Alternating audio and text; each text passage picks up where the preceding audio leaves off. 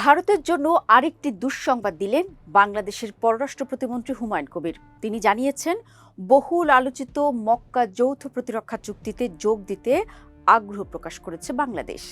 ঢাকায় চুক্তিকে স্বীকৃতিও দেয়। গত ৭ আগস্ট মক্কায় এই ঐতিহাসিক চুক্তিতে সই করে সৌদি আরব, তুরস্ক এবং পাকিস্তান। এরপর থেকেই জোর গুঞ্জন, ইসলামিক নেটো নামে পরিচিত পাওয়া এই শক্তিশালী জোটে যুক্ত হতে যাচ্ছে বাংলাদেশও।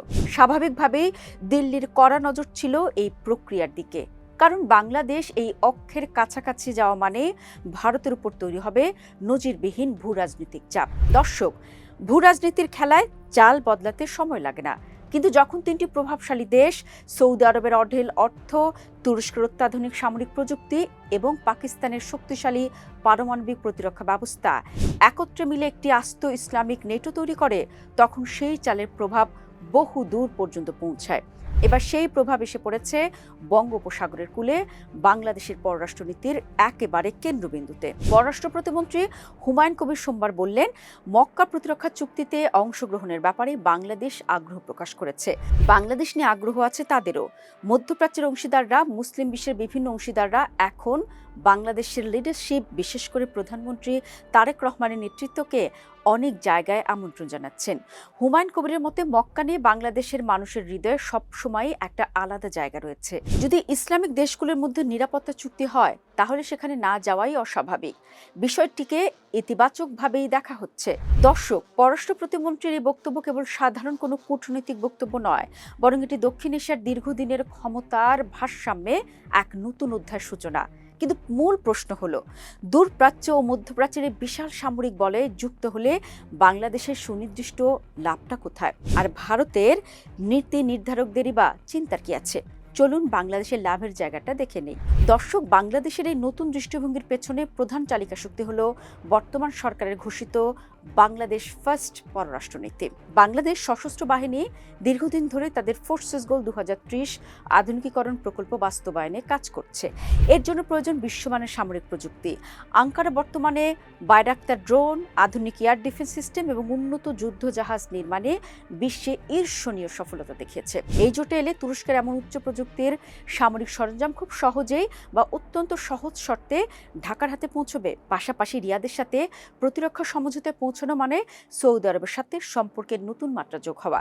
বাংলাদেশের মাধ্যমে কেবল সস্তা জ্বালানি তেল বা জরুরি ঋণের সুবিধাই পাবে না, বরং সেখানে কর্মরত বিশাল শ্রমবাজারের নিরাপত্তাও শতভাগ নিশ্চিত হবে। বিশ্লেষকরা বলছেন, পররাষ্ট্রনীতিতে একক নির্ভরশীলতা কাটিয়ে উঠে শক্তির ভারসাম্য তৈরি করা যাবে। গত কয়েক বছরে দিল্লির দিকে ঢাকার যে একমুখী ঝুঁকে থাকার প্রবণতা নিয়ে সমালোচনা ছিল, তা ঝেড়ে ফেলে একটি স্বাধীন ও সার্বভৌম শক্তি কেন্দ্র হিসেবে আত্মপ্রকাশ করতে পারবে বাংলাদেশ। পাকিস্তান, তুরস্কের মতো প্রতিরক্ষা শক্তি সম্পন্ন দেশগুলোর সাথে উচ্চ পর্যায়ে নিরাপত্তা সমঝোতা থাকলে যে কোনো বাহ্যিক চাপ বা চোখ রাঙানি মোকাবেলায় ঢাকা বাড়তি রাজনৈতিক শক্তি পাবে। বাংলাদেশ যেমন এই চুক্তিকে ইতিবাচকভাবে দেখছে, তেমনি ভারতের জন্য এই বার্তা অত্যন্ত অস্বস্তিকর। ভারতের পূর্ব সীমান্তে দীর্ঘদিন ধরে যে নিশ্ছিদ্র নিরাপত্তা ও স্বস্তি ছিল, তা যেন গভীর অনিশ্চয়তায় ডুবতে বসেছে। ভারতের মূল ভূখণ্ডের সাথে উত্তর পূর্বাঞ্চলীয় 7টি রাজ্যকে যুক্ত করেছে মাত্র 22 কিলোমিটার চওড়া সংবেদনশীল শিলিগুড়ি করিডোর বা চিকেন স্নেক। বাংলাদেশে যদি পাকিস্তান বা তুরস্কের সামরিক ও গোয়েন্দা উপস্থিতি বা প্রভাব সামান্যতম বাড়ে, তবে ভারতের এই সবচেয়ে দুর্বল সীমান্ত পয়েন্টটি সরাসরি ঝুঁকির মুখে পড়বে। এছাড়া ভারতের অ্যাক্ট ইস্ট নীতি ও সামুদ্রিক প্রভাবের মূল ভিত্তি হলো বঙ্গোপসাগর। বাংলাদেশে যদি তুর্কি বা পাকিস্তানি নৌবাহিনী যুদ্ধ জাহাজ নিয়মিত নোঙর করে বা যৌথ মহড়া চালায়, তবে বিশাখাপত্তনম বা আন্দামান নিকোবরের মতো ভারতীয় মূল সামরিক ঘাঁটির উপর সরাসরি নজরদারির সুযোগ তৈরি হবে। ফলে সামুদ্রিক বাণিজ্য ও নিরাপত্তা রক্ষায় ভারতকে বাধ্য হয়ে পূর্ব উপকূলে বিশাল সামরিক সম্পদ ও মনোযোগ ডাইভার্ট করতে হবে। দর্শক, রিসেপ তাইপ এরদোয়ানের নেতৃত্বাধীন তুরস্কের পররাষ্ট্রনীতির একটা বড় দিক হলো রাজনৈতিক ইসলামের প্রভাব বিস্তার। ভারতের গভীর আশঙ্কা, এই জোটের মাধ্যমে বাংলাদেশি ইসলামী দলগুলো নতুন রাজনৈতিক অক্সিজেন পাবে, যার প্রভাব ছড়িয়ে পড়তে পারে ভারতীয় সীমান্তেও। তাছাড়া পাকিস্তানি গোয়েন্দা সংস্থাগুলো ভারতকে দ্বিমুখী নয়, বরং ত্রিমুখী সামরিক চাপে ফেলে দেবে। তবে মুদ্রার অপর পিঠে রয়েছে বাস্তবতার সমীকরণ বলছে নেটোর মতো আর্টিকেল 5 অর্থাৎ একজনের উপর আক্রমণ মানে সবার উপর আক্রমণ এর মতো চরম বাধ্যবাধকতামূলক পূর্ণাঙ্গ সামরিক সদস্য বাংলাদেশ হয়তো সরাসরি হবে না, কারণ পশ্চিমের বাজারে তৈরি পোশাক রফতানি এবং ভারতের সাথে বিশাল বাণিজ্যের সমীকরণে ভারসাম্য রাখা ঢাকার অর্থনৈতিক অস্তিত্বের জন্যই জরুরি। তবে পূর্ণ সদস্য না হলেও উন্নত অস্ত্র কেনাকাটা, গোয়েন্দা তথ্য আদান প্রদান, যৌথ প্রশিক্ষণ ও সামুদ্রিক মহড়ার মতো নমনীয় সামরিক অংশীদারিত্বে বাংলাদেশ যদি অক্ষের সাথে নিজেকে যুক্ত করে তবে সেটাই পুরো দক্ষিণ এশিয়ার ভূ রাজনীতি উল্টে দেওয়ার জন্যই যথেষ্ট।